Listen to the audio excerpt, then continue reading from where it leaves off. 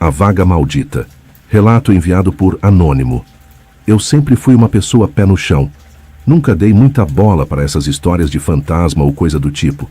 Até aquela noite, até eu aceitar participar de uma seleção de emprego que parecia simples demais para ser verdade. Meu nome não importa. O que vou contar aqui é real, e rezo para que ninguém mais passe pelo que eu passei. Era uma sexta-feira chuvosa quando recebi um e-mail com o assunto. Oportunidade única de carreira. Seleção urgente. Não havia remetente, apenas um corpo do texto curto. Compareça às 23h no edifício Santa Luzia, sala 301. Traga apenas sua presença. Sem telefone, sem detalhes. Eu deveria ter deletado, mas o desespero fala alto quando a gente está com o aluguel atrasado. Cheguei ao prédio às 22h55. Ele estava abandonado, com faixas de interdição parcialmente arrancadas e vidros quebrados.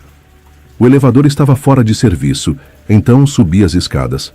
Cada andar me trazia uma sensação mais forte de que eu devia dar meia volta. Mas a cada degrau a voz na minha cabeça dizia: só mais um pouco. A sala 301 estava aberta. Não havia luz elétrica, apenas velas espalhadas em candelabros antigos. No centro, uma mesa de madeira. Atrás dela, um homem de terno escuro, com os olhos fundos e um leve sorriso. Boa noite, ele disse. Está pronto para a entrevista? Meus instintos gritavam, mas eu respondi: sim, senhor. Sentei-me em frente a ele. Não havia currículo, nem testes. Ele apenas me olhava, como se enxergasse algo dentro de mim. Aqui nós procuramos pessoas especiais, com fome, com sede, com vazio no peito. Você tem isso, não tem? Tenho sim. Acho que tenho, respondi sem saber por quê. Era como se minha voz saísse sozinha, contra minha vontade. Ele sorriu mais uma vez e empurrou um papel em minha direção. Era um contrato, mas o idioma não era nada que eu reconhecesse. Ainda assim, entendi cada palavra. Assine com sangue, ele disse calmamente. Antes que eu pudesse reagir, senti um corte no meu dedo. O sangue escorreu por vontade própria, pingando sobre o papel. As letras brilharam e por um momento eu vi rostos. Centenas de rostos gritando em silêncio, presos no papel. Tentei levantar, mas já era tarde. Estava selado. Bem-vindo à equipe, disse ele. Desaparecendo em fumaça escura, a sala se apagou. E quando a luz voltou, eu estava sozinho. Mas algo tinha mudado. Dentro de mim, uma presença. Uma fome que não era minha. Desde aquele dia, não durmo. Não como. Apenas ando, observando, esperando o próximo candidato para a vaga. Fim. Ou apenas o começo. A vaga que nunca devia ter aceitado. Oi, pessoal do canal Contos da Cripta. Meu nome é Mariana, tenho 27 anos e sou de Belo Horizonte. Nunca fui de acreditar nessas coisas de sobrenatural. Fantasma, assombração, essas paradas. Sempre achei que era coisa de filme. Mas depois do que vivi, eu queria muito continuar achando que tudo isso era mentira. Infelizmente não é. Tudo começou há uns 4 meses. Eu tô desempregada desde o fim do ano passado. E como muita gente sabe, quando o desespero aperta, a gente aceita o que aparece. Eu estava no Facebook quando vi um anúncio patrocinado. Vaga de cuidadora noturna, $6.500 por semana. Começo imediato. O link levava a um site simples, preto e branco. E só pedia nome, telefone e disponibilidade. No mesmo dia recebi uma mensagem no WhatsApp. Era de um tal de Dr. Amadeu, né? Ele foi direto. Boa noite, Mariana. Seu perfil foi selecionado. Preciso que compareça hoje, às 20 usuários, neste endereço. Não houve entrevista, nem mais perguntas. Achei estranho, mas o valor era alto demais para ignorar. E bom, eu não tinha nada a perder. O endereço era numa região afastada de Sabinópolis, onde meus avós moravam antigamente. Peguei um ônibus até onde deu e depois segui de carona, até uma estradinha de terra. Lá, no meio do nada, encontrei um casarão antigo, de janelas vedadas com madeira e uma cruz enferrujada pendurada sobre a porta. Tive um mau presságio na hora. Fui recebida por uma mulher muito magra, de cabelo preso e olhos fundos, como se não dormisse há dias. Ela não se apresentou. Só me levou até uma sala de estar. A casa era escura, fria, com cheiro de incenso queimado e madeira molhada. Você vai cuidar da dona Alzira. Ela não fala, não anda, mas não gosta de ficar sozinha. Nunca a deixe sem companhia. Nunca olhe diretamente nos olhos dela e nunca responda se ela falar com você. Achei que fosse piada. Perguntei se tinha mais alguma instrução. Ela só repetiu: nunca olhe nos olhos dela. Me conduziu até um quarto trancado com 3 trancas. Dentro, uma mulher muito velha deitada numa cama de ferro. O rosto dela era coberto por um lenço. A pele visível era enrugada, cinzenta, como couro velho. Ela não se mexia. Me sentei ao lado dela com um livro na mão. O quarto era gélido, mesmo com a porta fechada. Senti uma presença, como se não estivéssemos sozinhas. As horas passaram lentas. A cada 30 minutos eu precisava trocar a vela ao lado da cama. Às 2 da manhã, ouvi a velha dizer: Mariana. A voz era fraca, mas clara. Me arrepiei inteira. Lembrei do aviso. Não respondi. Fingi que não ouvi. A voz se repetiu mais forte. Mariana, olha para mim. Eu tremia. Comecei a rezar em pensamento. Então a vela se apagou sozinha. O quarto ficou tão escuro que não dava para ver minha própria mão. Senti a mão dela tocar a minha. Era gelada como gelo. Quando a luz voltou, ela estava sentada. O lenço havia caído. O rosto dela era eu não sei como descrever. Os olhos eram pretos, sem pupilas. A pele parecia derretida. E ela sorria. Mas não era um sorriso humano. Era largo demais, com dentes demais. Fechei os olhos e gritei. Quando abri, ela já estava deitada de novo. Corri até a porta. Estava trancada por fora. Bati, gritei, implorei. Nada.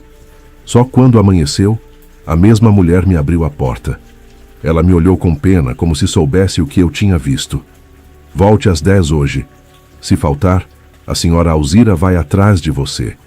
E ela não gosta de ser ignorada. Saí dali correndo, em choque. Mas eu voltei, ou eu precisei voltar. O dinheiro foi depositado na minha conta. Eu pensei em fugir. Mas toda vez que tentei, sonhos horríveis me perseguiam. Alzira me chamava. E eu acordava com a mesma frase na cabeceira, escrita em sangue. Hoje, às 10. Essa rotina durou 3 semanas. Toda noite, eu via coisas que não têm explicação. Alzira mudava de lugar sem levantar. Certa vez, acordei com ela de pé ao lado da minha cama. E eu dormia em outro quarto. Comecei a perder a sanidade. O rosto dela me aparecia nas sombras, nas reflexões. Uma noite, tentei me matar. Cortei os pulsos no banheiro. Mas quando acordei, eu estava no quarto dela, com os cortes curados. E ela dizia: Não vai ser tão fácil assim. Tentei ir à polícia, mas a casa não constava em lugar nenhum. Mostrei os pagamentos e os bancos disseram que a conta não existia.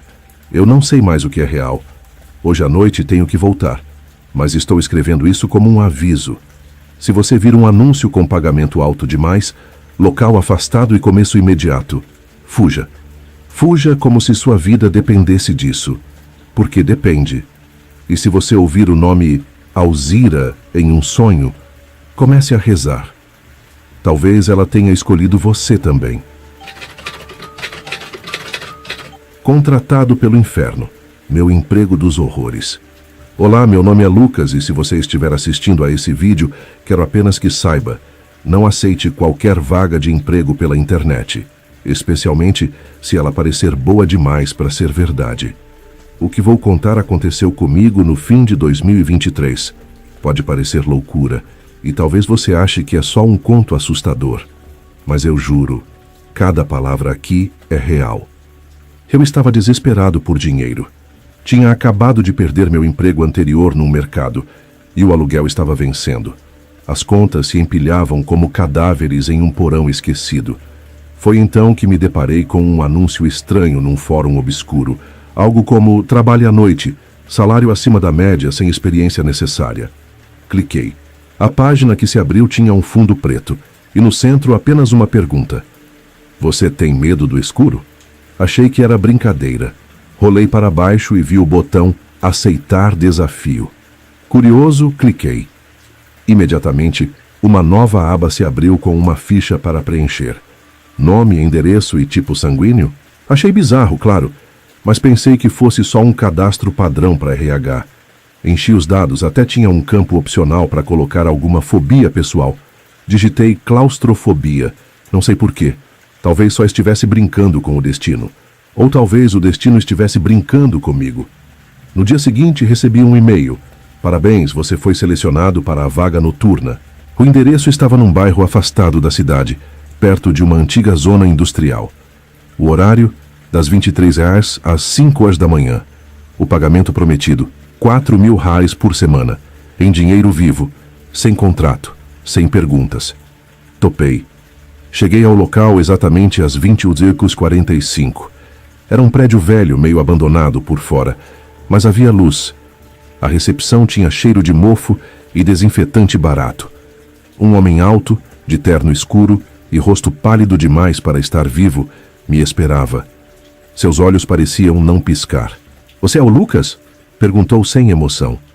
Sou sim, respondi engolindo seco. Assine aqui. Ele empurrou uma prancheta com um papel e uma caneta. O documento não tinha nenhum texto visível, só uma linha para minha assinatura. Hesitei.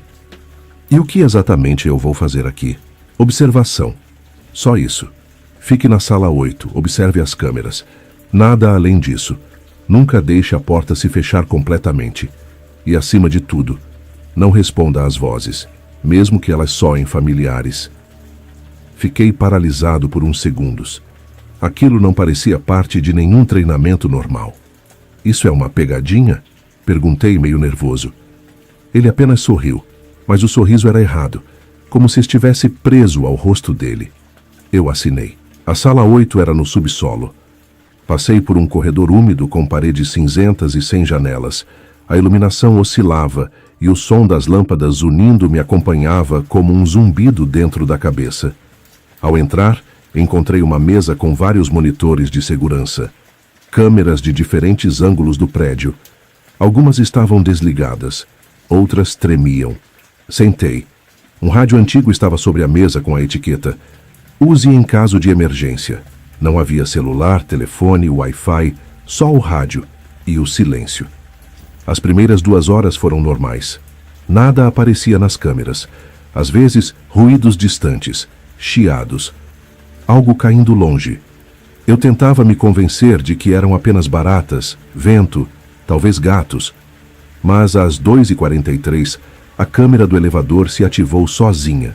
Mostrava o elevador descendo, mas ninguém havia entrado. Fiquei olhando aquilo com o coração apertado. O visor mostrava subsolo 2. Mas no prédio só existia um subsolo.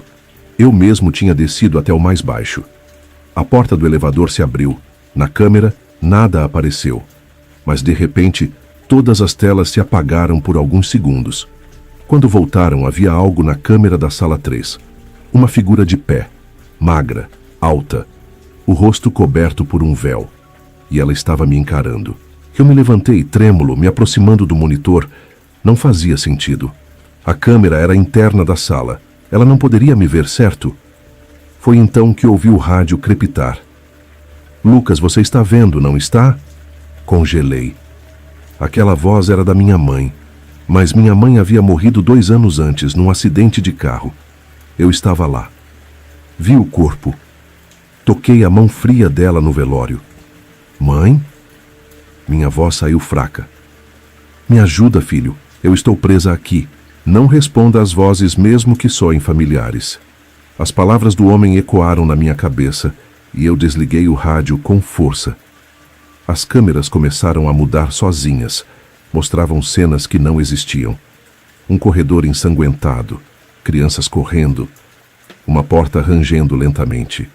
Uma mão que surgia por baixo de uma porta, arranhando o chão.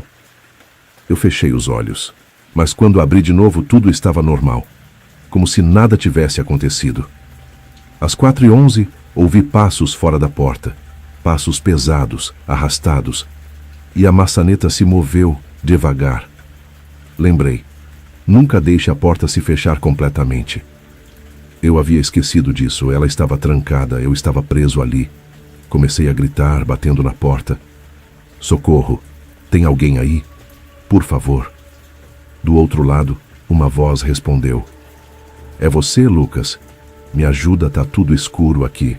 Era meu irmão. Mas ele estava em outro estado. Não havia como estar ali. Não, não é você.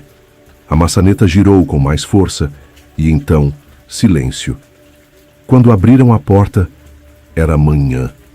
O homem do terno escuro me encarou.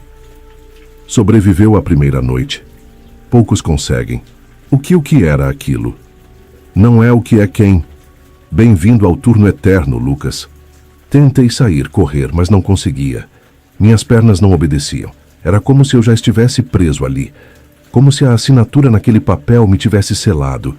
Hoje ainda estou lá, observando, esperando. Se você receber uma proposta de emprego parecida, apague o e-mail, bloqueie o número, fuja. Porque uma vez que você entra, nunca mais sai. Nem mesmo morto. Contratado pelo inferno. O emprego que nunca acaba. Relato enviado por Lucas M. para o canal Contos da Cripta.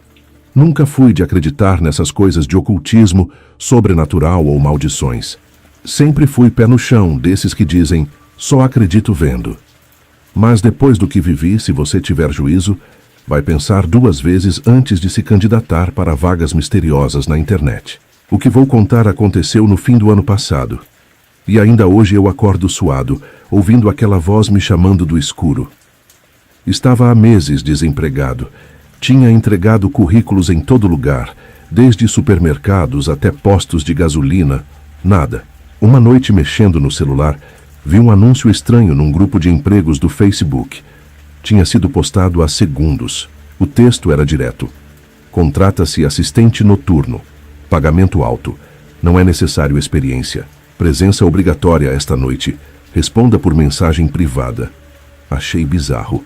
Mas a grana era boa demais para ignorar. Respondi.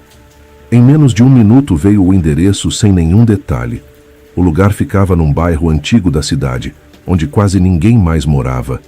Me deu um arrepio, mas eu estava desesperado. Cheguei perto da meia-noite. Era um casarão antigo, escuro, com janelas vedadas.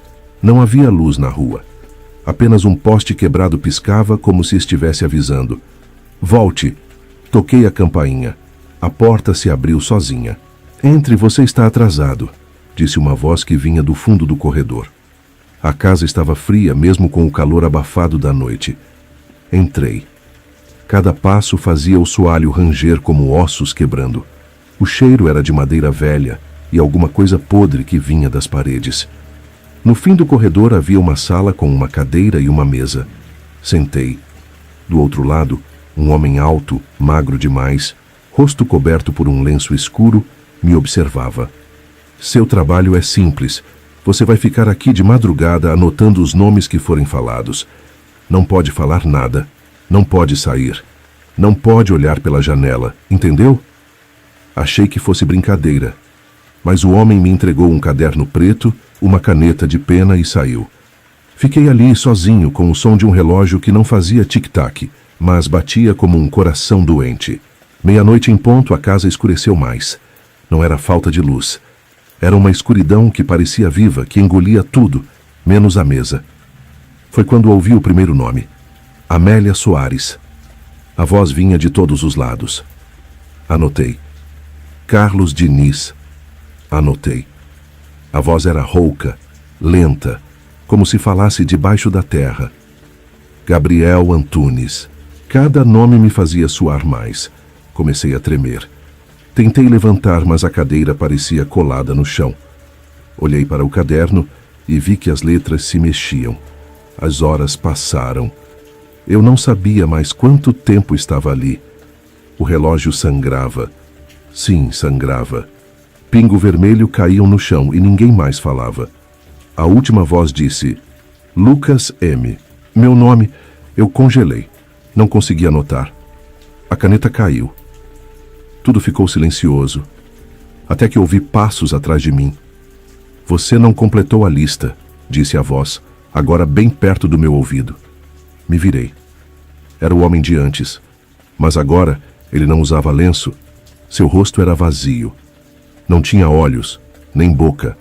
Apenas pele lisa, esticada, como se fosse um boneco de carne. Não pode errar, nunca pode errar. Desmaiei. Acordei no meu quarto, o caderno preto na cabeceira.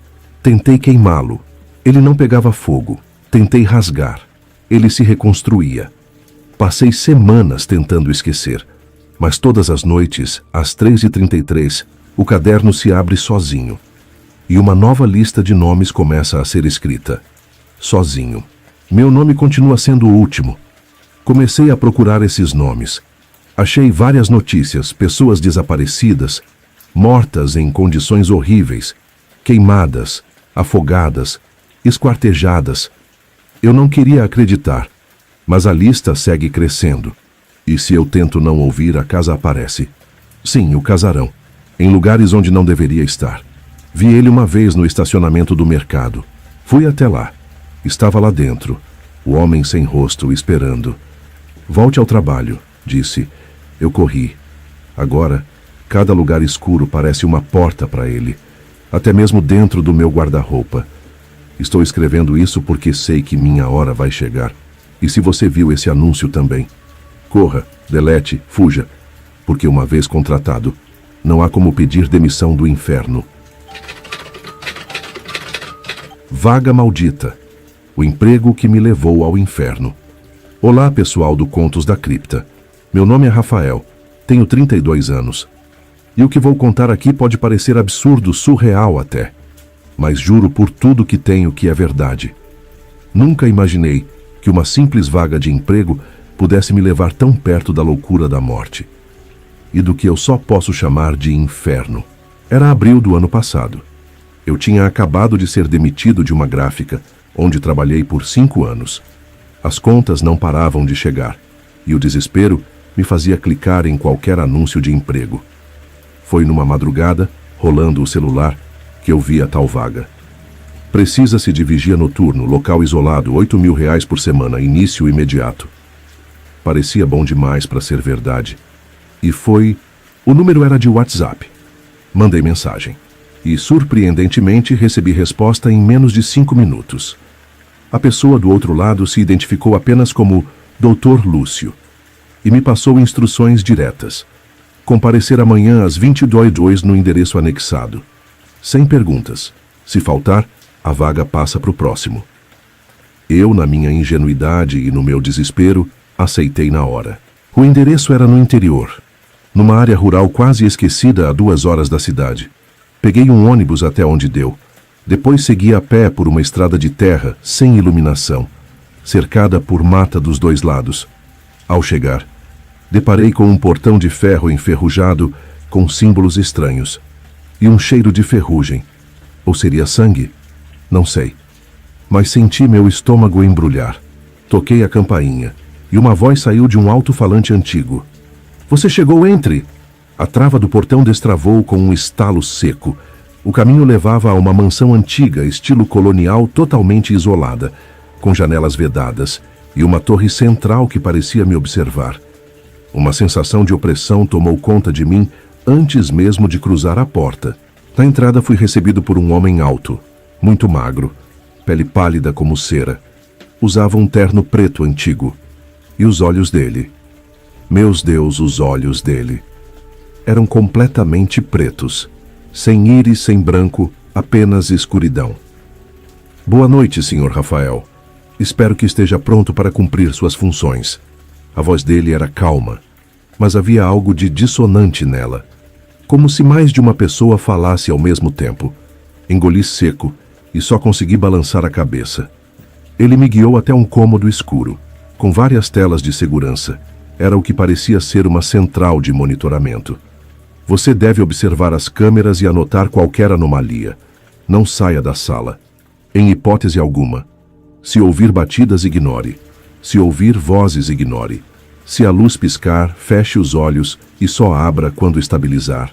E por tudo que é sagrado, jamais, jamais olhe para a câmera número 6. Eu ri achando que era algum tipo de trote ou teatrinho. Mas ele não riu. Apenas colocou uma mão fria no meu ombro e disse: se você sobreviver até às 6 da manhã, receberá seu pagamento. Boa sorte. Assim que ele saiu e trancou a porta por fora, percebi que não tinha mais volta. Fiquei ali sentado observando as câmeras. A princípio tudo parecia normal. A casa era grande, mas não vi ninguém circulando. Meia-noite chegou e comecei a escutar sussurros vindo do fone de ouvido conectado ao sistema. Achei que era interferência. Até que as vozes começaram a sussurrar o meu nome. Rafael, Rafael. Desliguei o fone, mas continuei ouvindo. A voz estava dentro da sala.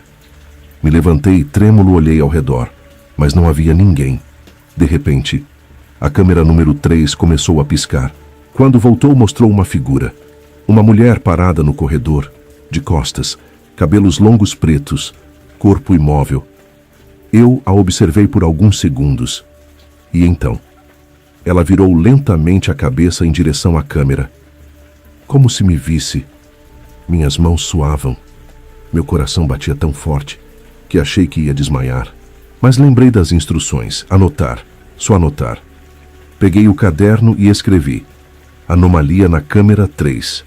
Na hora senti um cheiro podre invadir a sala, como de carne estragada. Virei para trás e a figura estava dentro da sala. Sim, ela estava lá, parada no canto mesmo com a porta trancada. O rosto dela era uma massa disforme de carne, que se contorcia, como se algo vivesse dentro. Eu fechei os olhos tentando manter a sanidade. Quando abri, ela havia sumido. Mas a câmera número 6, ela acendeu sozinha. E contra todas as ordens, eu olhei. E é aí. É aí que o inferno começou. De verdade. Alô, gente, aquele abraço. Hoje você vai ouvir um relato de arrepiar até a alma. Vaga Sombria, meu relato sobre um emprego que nunca deveria ter existido. Meu nome é Tiago, e juro por tudo que me resta de sanidade. Isso que vou contar aqui é real. Não importa se você vai acreditar ou não, mas eu preciso colocar para fora, antes que seja tarde demais. Tudo começou com algo simples, uma vaga de emprego, um anúncio como qualquer outro. E foi exatamente isso que me assustou mais. Estava desempregado há meses, a ansiedade de pagar aluguel, contas acumuladas, o desespero me sufocando. Certa madrugada, rolando vagas num grupo do Facebook, apareceu um post estranho. A descrição era vaga, mas o salário chamava a atenção. Auxiliar noturno de arquivo, 12.000 reais por mês. Início imediato, sem experiência. Descrição obrigatória. Cliquei. O link me redirecionava para um site preto sem muitos detalhes. Só um botão escrito: candidatar-se em vermelho. Sem CNPJ, sem nome da empresa. Apenas uma frase: você será testado. Você será vigiado. Você será bem pago se sobreviver. Achei que fosse alguma arde ou pegadinha, mas naquela hora da madrugada e do desespero, eu cliquei. No mesmo instante recebi um e-mail automático. Você foi selecionado. Apresente-se hoje às 23h30 no endereço Rua da Cruz, 1013, prédio anexo. Traga lanterna, calçados fechados e não entre em contato com ninguém durante o turno. O que me fez ir? Nem sei. Mas algo me puxava. Uma sensação estranha de que eu já estava envolvido antes mesmo de aceitar. Cheguei ao endereço. Um prédio abandonado, janelas quebradas, pichado. Mas o anexo parecia novo, silencioso demais. Uma única luz sobre uma porta metálica. E lá estava ele. Um homem muito alto, magro, terno antigo, olhos fundos que não piscavam. Você é Tiago? Ele perguntou. Eu assenti. Ele não respondeu. Apenas entrou. E o som da porta se fechando atrás de mim. Parecia um túmulo. Por dentro o lugar era escuro, frio, e o cheiro podre, mofo com ferro velho, corredores e mais corredores de armários de arquivo. Seu trabalho é simples, ele disse. Organizar as pastas, não abra as gavetas com prefixo. Ignore qualquer sussurro. Se ouvir passos, apague a lanterna e se esconda. Seu turno termina às 5 da manhã. Se sobreviver aos 3 primeiros dias, o pagamento é automático. Eu ri nervoso. Mas ele não sorriu, Ti. E se eu quiser desistir? A resposta foi seca. Você não quer. Ele desapareceu por uma porta, sem ruído, e eu fiquei ali sozinho, apenas com uma lanterna fraca, um crachá sem nome e uma pasta com instruções em latim. As paredes pareciam respirar. Devagar. Na primeira hora, tudo normal. Organizava pastas, etiquetava, mas por volta da 1h da manhã, ouvi uma risada, infantil, dentro de uma das gavetas, repetiu, agora mais perto e mais molhada. Era a gaveta, 045. Tremia, como se algo se mexesse lá dentro. Me afastei, mas aí, um sussurro no meu ouvido. Abra. Virei. Ninguém. Segui as instruções. Me escondi, lanterna apagada, e os passos vieram. Arrastados. Como unhas raspando no chão. Algo passou entre os corredores. Uma figura pálida. Olhos enormes. Sorriso rasgado como faca na carne. Ela me olhou, mas não me viu, porque eu estava no escuro. E quando ela foi embora, marcas de garras no chão, como se algo tivesse rastejado. No segundo dia piorou. As pastas tinham nomes de pessoas conhecidas, com datas de nascimento e de morte, algumas no futuro. Uma das pastas tinha meu nome e a data da minha morte, 21 de junho. Tentei fugir, mas o prédio estava lacrado. Lá fora não havia mais noite, só vazio. Um nevoeiro branco, denso, sem fim. Voltei para o arquivo, tentei queimar a pasta, mas o fogo não pegava. 10 minutos depois, ela voltou para a estante, sozinha. Batidas, dentro das gavetas. Me solta, por favor. A voz chorava. Feminina, jovem. A gaveta, 117. Suava. Sim, suava. E eu abri. Dentro um rosto colado à madeira, gritando, se contorcendo, preso ali. Fecha antes que eles vejam. Fechei. Caí, chorando, como uma criança. Passos voltaram. Mas agora muitos, correndo, rastejando. Você abriu, Tiago. Agora você também pertence ao arquivo. Me escondi, mas uma mão gelada tocou meu ombro. Virei. Nada. Apenas uma marca, um queimado na minha pele.